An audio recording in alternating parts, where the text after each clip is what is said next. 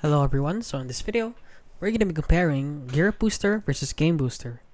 Now if you don't know what these two are, Gearup Booster is a game network accelerator that basically helps you with your ping. And Game Booster on the other hand is not this specific one, but a lot of Game Boosters are basically the same. They just boost and optimize your hardware. So for example, you enable a Game Booster on your device, and it basically helps you with your FPS, and this one in turn will help you with your ping. So let's go over their pros and cons, starting with a Gearup Booster here. So the pros of it is that it effectively lowers ping and reduces lag in online games. It supports multiple platforms including PC and mobile, and it utilizes patented server technology for optimized routing.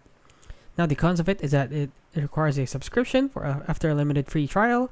It may not support all games or regions equally, and some users report inconsistent performance improvements.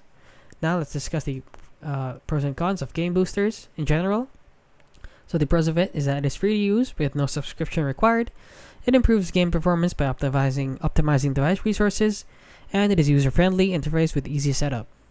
Now the cons of it is that it is limited to Android devices or PCs or Windows, and may not significantly reduce network-related lag, and some users experience inconsistent results over time.